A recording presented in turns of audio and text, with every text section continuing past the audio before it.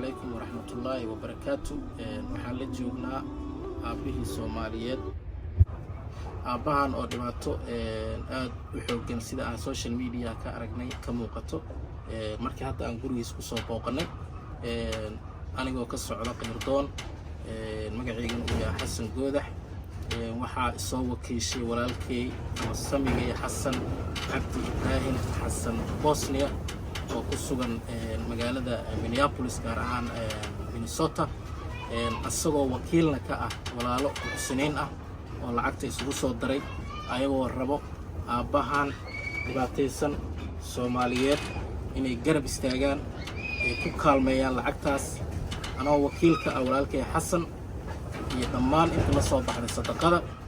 kuna hadlaayo mas'uulna ka ah Qirdoon Muqdisho waxaan rabaa inaan aabaha guddoonsiiyo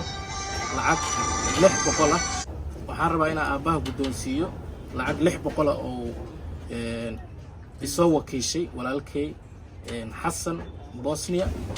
lacagtana waxaan rabaa hadda aabaha inaan guddoonsiiyo si ay u arkaan walaalaha muxsiniinta gacantii loogu talagalay ay gaarto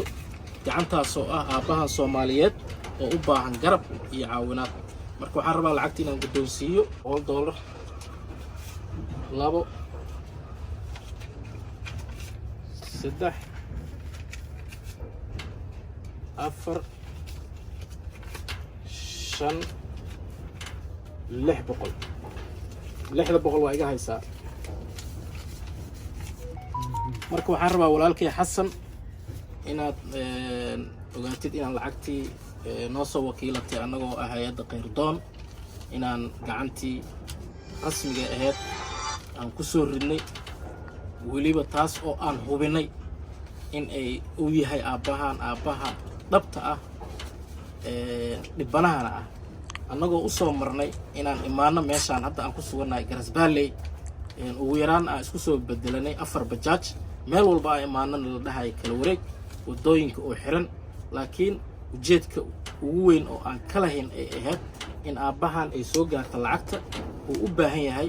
garab istaagna uu u baahan yahay marka walaalaha waxaan rabaa inay saas ogaadaan haddaan nahay hay'adda Qirdoon mar walba waxaan u taagannahay inaan bulshadeena Soomaaliyeed garab istaagno wixii aan soo dirtaana gacantii xaq u lahayd ay ku dhacdo aabbo waxaan rabaa inaad u duceysid walaalahaas hal mar lacagtaas soo dhiibay kuguna garab istaagay kuguna caawiyay ilaahayna waxaan uga baryaynaa in walaalahaas ilaah ugu bedelo bismillah awaadan ka wakiilka ah اللي هذا قردون زمان قردون عيل بقول أول مسوق جاتي وأنا بوريجي إن شاء الله كل يبقى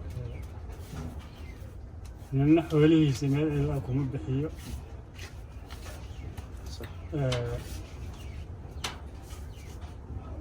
ورا سوقه وأدون آخره إنه يهنو أن إلهي أقبرينا إن الدنيا آخرة اللي بينشوف والضد خارج على كل أجيو إن شاء الله ما دام رمضان جبي سي أي تاي اللي جا والضد بالجنود إلهي كان